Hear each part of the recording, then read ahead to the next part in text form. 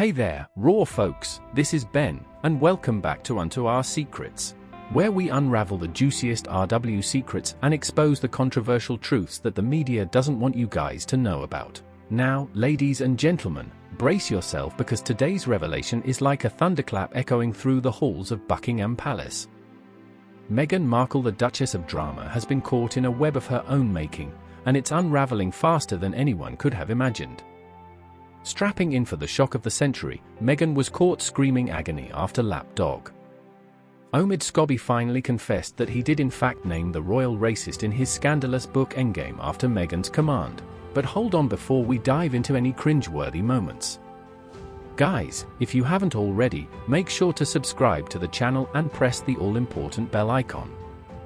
You're not going to want to miss what's coming up next.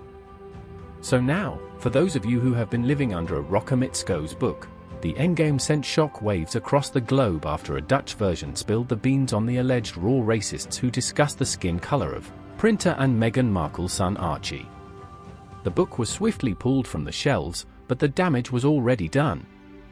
Piers Morgan named 2 senior roles on live television, and the rest of the media followed suit, though we've chosen not to say here at the Daily Express. Now what's truly mind-boggling is Omid Scobie, brazing back and forth whether he named the Roz or not. Confronted with claims that he included the names in an earlier manuscript, Scobie, VLY, denied in interviews, and shockingly, he refused to apologize. However, the truth has finally come crashing down like House of Cards in a dramatic U-turn. Scobie now admits naming the RO races in a column for iNews. He claimed that an early and UN clear text given to the Dutch publishers started the translation work with the understanding it would be updated to reflect the final version. He clarified that only the publisher he worked with was the one covering the US and the UK. But here's the kicker: he spent almost 2 months with bears and legal counsel to ensure the final version was watertight. Wait, what? So the Dutch version was not a stunt to sell books? It's like watching a soap opera unfold.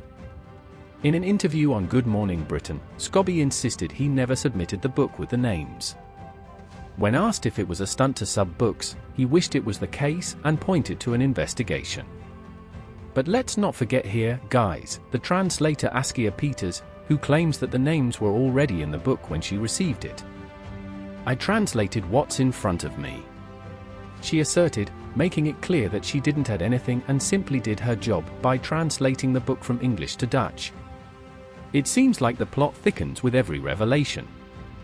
Meghan Markle the first dropped the bombshell about discussions on a child's skin color in the Oprah interview in 2021. She refrained from naming names, but Scobie in his book claimed that the roles were involved.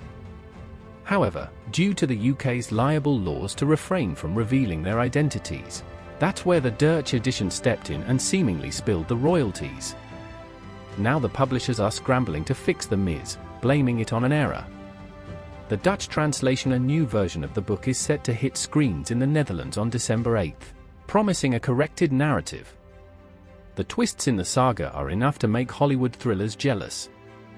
Now, in conclusion, Meghan's attempts to play victim cards here seem to have backfired spectacularly. The lapdog on it, Scobie finally confessed, leaving Meghan screaming in agony as her carefully constructed narrative crumbled. So what's your take on this, guys? Let us know in the comments, and we'll see you next time for more royal news and